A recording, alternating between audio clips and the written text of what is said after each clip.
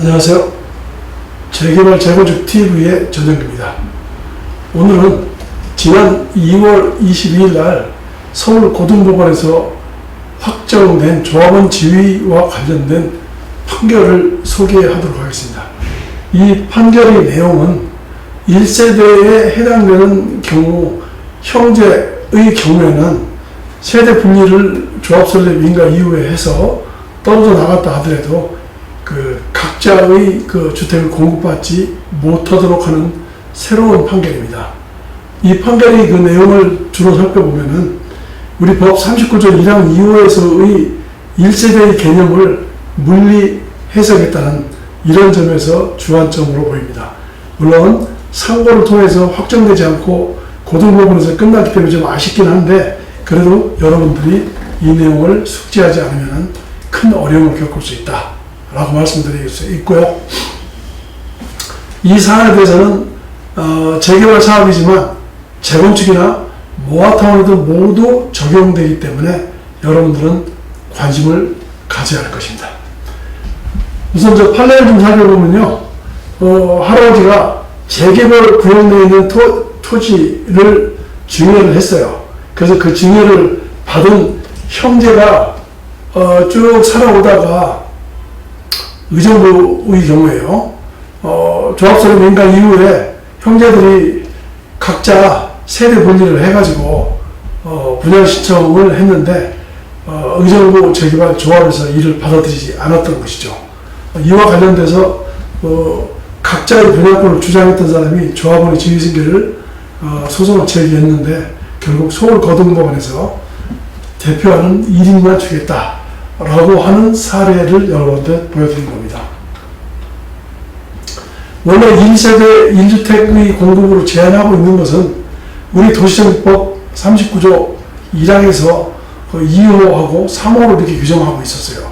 그런데 이 규정은 원래 재건축은 해당이 되지 않고 재개발만 있었던 조문이긴 한데, 2009년도 2월 6일 날 법 개정을 하면서 재건축하고 재개발 모두가 포함되도록 규정을 한 것입니다. 그래서 1세대에 해당하는 경우에는, 즉 다시 말해서 같은 정비구역 내에서 재건축이나 재개발이나 모아타운이나 이런 주택을 여러 개 갖고 있을 경우에는 대표자를 하나로 선임하도록 해서 하나밖에 주지 않도록 규제하고 있는 것이 우리 39조 1항에서의 내용들입니다. 다만 그런데 여기서 1세대에 포함되지 않는 다른 사람한테 1세대가 가지고 있던 물건들을 양도하는 경우에는 당연히 매수인은 조합원의 지위를 받게 되는 거죠. 1세대가 아니니까. 여기서 말하는 이 법률의 규정은 1세대들이 단일 구역 내에 들어가서 우후죽순 자기 직계 존비속 다 포함해서 들어가 있는 경우에 실제로 다른 사람의 입주권을 어렵게 한다라고 하는 측면에서 규제한다는 것이죠. 여기 21년도 9월 27일 날 이 서울시 유권 해석에서도요, 여러 명의 토지 등 소유자가 1세대를 속하고 있는데 그중 한 명이, 하나를 갖고 있는 한 명이 조합설립 인가 이후에 매수인한테 물건을 매도한 경우 매수자는 조합원이 되느냐라는 것인데요, 된다라는 것이고, 1세대는 자기네들끼리 1세대끼리는 안 되지만은 제3자한테는 가능하다라고 하는 것이 유권 해석의 시스템입니다. 이 법조문을 좀 보시면은 도시정비법 39조에 보면은 1항 조합원은 토지 등 소유자로 하되 다음에 해당되는 경우에는 그 여러 명을 대표하는 1인만 조합원으로 본다 라고 하는 규정이에요. 1호 토지나 건축물의 소유권이나 지상권을 여러 명이 나누어 갖고 있는 경우. 2호 여러 명의 토지 등 소유자가 1세대에 속하는 경우. 지금 문제가 된 이 키워드가 1세대입니다. 이 경우 동일한 세대별 주민등록상에 등재되어 있지 아니한 배우자나 미혼이 19세 미만의 직계 비속, 아들, 딸들이죠. 1세대로 본다라는 것인데, 설령 이들이 세대별 주민등록부에 등재가 안 돼 있어도 이 사람들은 1세대로 본다는 것이고, 따라서 이 사람들이 주택을 각자가 가지고 있었다고 하더라도 하나밖에 주지 않는다는 뜻이에요. 그리고 1세대로 구성된 여러 명의 토지 등 소유자가 조합설립 인가 후에 세대를 분리해 해서 동일한 세대에 속하지 아니하는 때에도 이혼이나 19세 이상의 자녀가 분가하는 거를 제외하고는 1세대로 본다. 이 의미가 지금 문제가 상당히 복잡한 것이죠. 그런데 이 법문에서 보면은 1세대 중에서 분가, 조합설립 인가와 세대를 분리해서 받을 수 있는 케이스는 부부지간에 이혼을 하든지 아니면은 19세 이상의 자녀가 실질적으로 주민등록도 달리하고 별도로 분가해서 살 경우에만 주겠다라고 하는 것이에요. 근데 문제는 여기에서 19세 미만의 직계 비속만 나와 있고 그 배우자만 나와 있단 말이에요. 따라서 여기에서 소유하고 있는 소유자의 형제 또는 자매의 경우는 여기에 포함이 안 돼 있어요. 그리고 직계 존속이나 배우자의 직계 존속 역시 포함되어 있지 않다는 것이죠. 그래서 이번에 서울 고등법원의 판례는 이 법 취지로 봐서 세대별 주민등록표상에 등재되어 있는 형제 자매나 또는 배우자나 직계 존속들의 경우에도 다 1세대로 포함이 되는데, 다만 여기 법문에서는 이혼 및 19세 이상의 자녀만 해당되므로 만약에 소유자의 형제의 경우에는 세대 분리를 해도 안 된다는 것이에요. 물리적으로 해석을 했는데, 다만 특히 여기서는 조합설립 후에 분리해도 안 된다고 하는 것은 조합설립 전에는 가능하다, 이렇게 해석이 된다는 것이죠. 여러분들은 이 부분을 잘 살펴보시고, 이 판례의 취지는 이렇습니다. 우리 도시정비법 39조 1항에서의 그 1세대를 다시 한번 풀어볼게요. 고등법원에서 왜 그러한 판결을 했는지. 여러 명의 토지 등 소유자가 1세대에 속하는 때라고 하는 것은 하나의 정비구역 내에서 여러 명의 직계 존비속 또는 배우자들이 여러 주택을 매입해서 가져가는 것을 방지하기 위해서 2009년도 2월 6일부터 재개발에만 적용됐던 조문을 끌어들이는 것이에요. 따라서 재건축 정비구역 내에서 물론 이제 재개발도 포함이 되죠. 여러 명의 1세대가 들어와서 주택을 소유하더라도 하나밖에 주지 않겠다라고 하는 조문이고요. 먼저 1세대에 속하려고 하면 세대별 주민등록표상에 등재되어 있어야 됩니다. 다시 말해서 배우자나 또는 미혼인 19세 미만의 직계 비속 이런 사람들도 당연히 등재된 경우에는 1세대죠.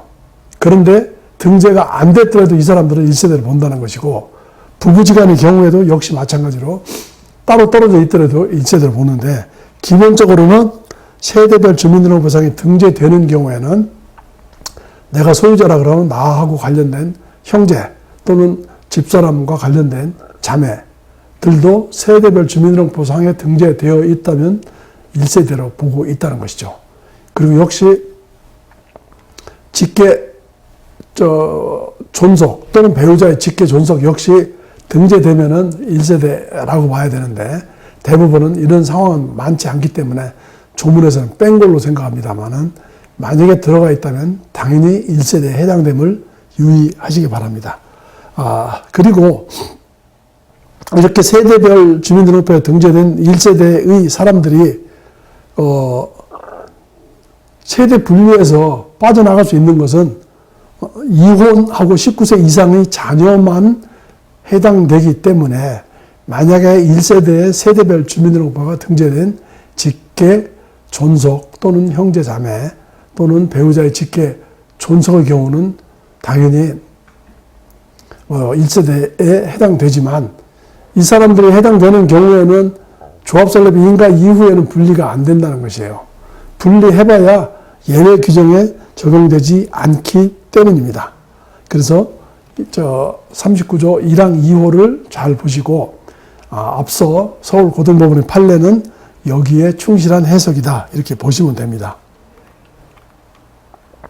자, 다시 한번 보시면 1세대의 개념은 주택 공급에 관한 규칙이나 조문에 따라서 서로 목적을 달리하기 때문에 구분을 좀 달라질 수 있는데요. 도시정비법에서는 동일한 세대별 주민등록표 상에 등재된 소유자 본인하고 배우자, 직계 비속, 19세 이상 또는 미만의 사람만 표현되어 있다라고 보면 됩니다. 또한 세대별 주민등록표에 등재가 되지 않았다고 하더라도 배우자나 19세 미만의 직계 비속은 당연히 1세대다 라고 하는 점을 여러분들은 이해하셔야 됩니다. 그리고 이 1세대 중에서 실질적으로 제3자한테 양도한 경우에는 양수인은 조합원의 지위를 갖는다라고 하는 것이 기본적으로 전통적인 해석입니다. 얼마 전에 제가 질의를 한번 한 게 있어요. 뭐라고 질의를 했냐면은 도시정비법에서는 1세대의 개념을 명확하게 규정하고 있지 않다. 그래서 여기에서 여러 명의 토지 등 소유자가 1세대에 속하는 때에서 1세대의 개념은 주민등록상 배우자의 직계 비속이 포함되는데 직계 존속은 포함되는 거냐? 그 배우자의 직계 존속도 포함되느냐라고 질문을 했는데 여기서 역시 국토부에서의 답변은요 이렇게 나왔어요. 24년도 4월 16일 날에 보면은 동일한 세대별 주민등록표 상 등재되어 있지 않은 배우자의 직계 존속은 1세대에 포함되지 않는다라고 하는 점 여러분들 이해하시고, 만약에 포함되어 있다거나 하거나 형제나 자매의 경우는 조합설립 인가 전에 분리를 해야지만 가능하다. 이 점 유념하시기 바랍니다. 그리고 지금 말씀드린 이 조문들이 실질적으로 가장 재건축 재개발에 당연히 적용되지만 최근에 서울시에서 역점적으로 진행하고 있는 모아타운 속에는 가로주택이나 소규모 재개발, 소규모 재건축 다 포함되겠죠. 이 모아타운의 경우도 똑같다라고 보시면 돼요. 그래서 대부분 고등법원 판례가 모아타운의 경우에도 똑같이 적용이 되니까 1세대 개념을 보시면 소규모주택 정비법 24조 1항 2호에 보면 똑같아요. 조문이. 여러 명의 토지 등 소유자가 1세대에 속하는 때 이 경우 동일한 주민등록표상에 등재되어 있지 아니한 배우자 및 미혼인 19세 미만의 직계 비속은 1세대로 보면 어쩌고 저쩌고 이게 똑같다는 것이죠. 그래서 저는 기본적으로 소규모주택 정비법에서도 정비조례에 이렇게 규정되어 있어요. 우리 서울시 37조 2항에 보면은 법 24조 1항 2호에 따라서 여러 명의 분양 신청자가 한 세대에 속하는 경우를 1인이 분양 대상자로 본다라고 하기 때문에 우리 썸네일에 보면은 마치 재개발, 재건축만 해당되는 것처럼 보이는데 모아타운도 똑같이 적용이 된다라고 하는 점 유념하시기 바랍니다.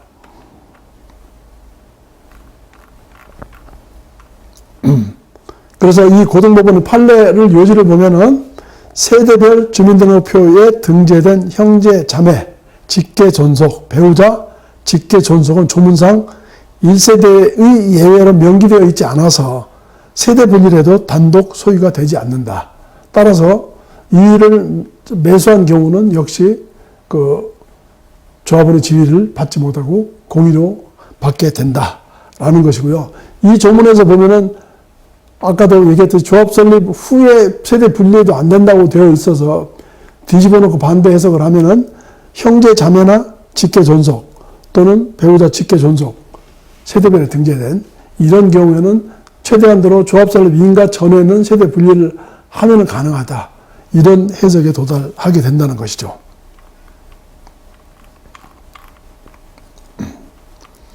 근데 이제 여기서 더 큰 문제가 있어요. 예를 들어서 2호의 경우 1세대에 속하는 경우라고 해서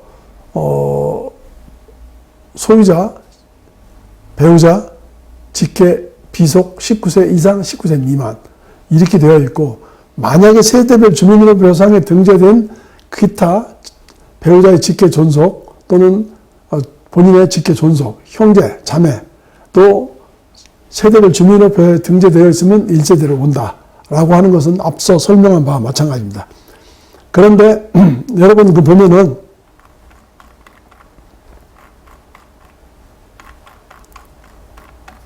이 조문을 한번 보실까요? 39조 1항 3호에 보면은 조합 설립 인가 후 한 명의 토지 등 소유자로부터 토지 또는 건축물의 소유권이나 지상권을 양수해서 여러 명이 소유하고 있는 경우, 이때는 어떻게 할 것이냐. 여러분 잘 알다시피 이 조문은 2009년도 2월 6일 날 신설된 조문이에요. 그리고 재건축, 재개발 또는 모아타운도 모두 해당이 되는데, 이걸 풀어서 해석한다면 한 사람이 가지고 있는 여러 가지 다물권을 조합 설립 인가 후에 이것을 양수한 경우에는 단독 소유권을 조합원의 지위를 받지 못하고 소유자를 포함해서 한꺼번에 공유로 이렇게 된다라고 하는 것이죠. 재건축, 재개발, 모아타운 마찬가지다라고 하는데, 이제 어디에 문제가 생기냐면은 2호인 1인의 여러의 토지 등 소유자가 1세대를 가지고 있단 말이죠. 그런데 이 중에서 한 사람이 꼭 하나의 주택만 갖고 있다고 보기 어렵죠.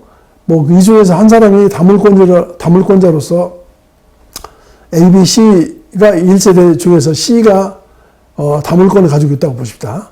두 개를 갖고 있다고 했을 때 이 사람이 그러면은 3호에는 해당이 되지 않는 거냐. 1세대의 경우에는. 대법원 판례는 그렇지 않다는 거예요.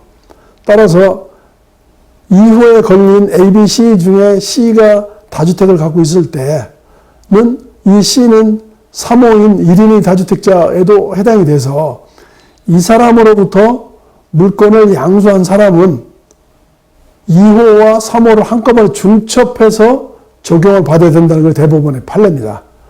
따라서 그 C에 해당되는 사람이 3호에 해당돼가지고 두 개를 갖고 있더라도 이것을 1인이 제3자가 양수했다 하더라도 조합설립 인가 때 그 사람하고만 공유로 되는 것이 아니고 이 사람이 속해 있는 1세대 전부의 공유의 형태로 가야 된다는 것이에요. 따라서 만약에 이 부분 때문에 불상사가 일어난 사례가 있었어요. 그래서 저는 요번에 제가 쓴 재건축, 재개발, 모아타운, 아파트 받기라는 책 중에서 이 부분과 관련된 147쪽에 보면은 대법원 22-586 판결에서 1심에서는 행정법원하고 2심에서 고등법원, 대법원에서 중첩된다고 하는 것이 마지막 결론이에요. 여러분들은 이런 상태를 잘 모르고 매수를 하거나 했을 경우에는 상당히, 만약에 이랬을 경우에 다세대, 모든 사람한테 중첩을 받는다고 하면 5-6명하고 공유 형태를 받아야 되는데, 틀림없이 이랬을 경우에는 여러 가지 소송에 문제가 발생이 생길 거다라는 것이죠.